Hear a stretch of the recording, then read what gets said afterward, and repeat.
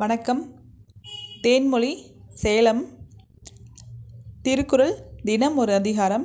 அதிகாரம் 3, நீத்தார் பெருமை. குறள் எண் 21. ஒழுக்கத்து நீத்தார் பெருமை விழுப்பத்து வேண்டும் பனுவல் துணிவு. குறள் விளக்கம். ஒழுக்கத்துடன் இந்த உலகின் மீதுள்ள பற்றுகளை கைவிட்டவர் பெருமைகளை சிறந்த நூல்கள் உயர்வாய் கூறியே தீரும். குறள் எண் 22. துறந்தார் பெருமை துணைக்கூறின் வையத்து இறந்தாரை எண்ணிக் கொண்டற்று. குறள் விளக்கம். இதுவரை இந்த உலகில் இறந்தவர் எண்ணிக்கையை கணக்கிட முடியாது. அதுபோல உலக ஆசையை துறந்தவர்களின் பெருமையும் கணக்கிட முடியாது.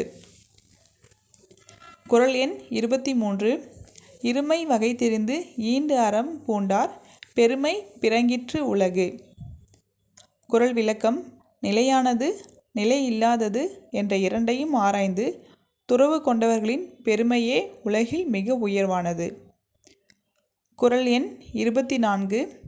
உரனென்னும் தோட்டியான் ஓரைந்தும் காப்பான் வரனென்னும் வைப்பிற்கோர் வித்து. குறள் விளக்கம்.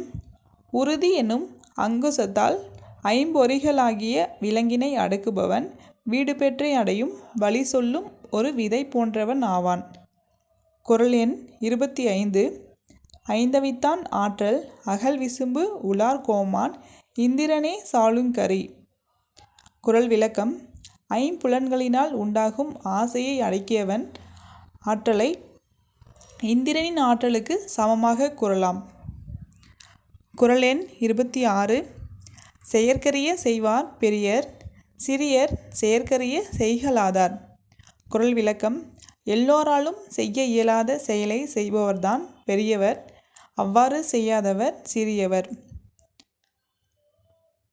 குறள் எண் 27.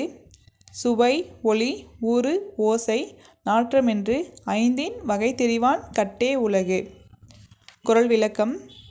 சுவை ஒளி தொடு உணர்ச்சி ஓசை நாற்றம் என்ற ஐங்குணங்களை ஆராய்ந்து அறிந்தவனுக்கு இந்த உலகம் அடங்கும்.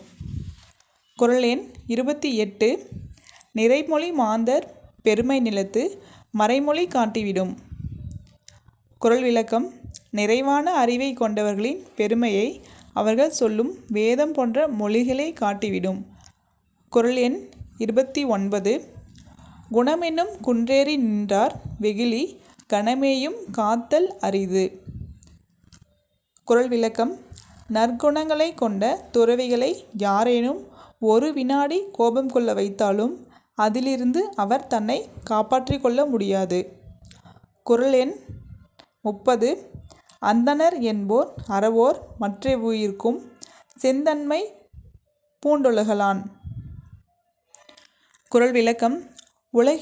உலகிலுள்ள எல்லா உயிர்களிடத்திலும் அன்பு கொண்டு அறத்தை காக்கும் உயர் குணத்தவர்களே அந்தணர் என்று அழைக்கப்படுவார்கள். நன்றி.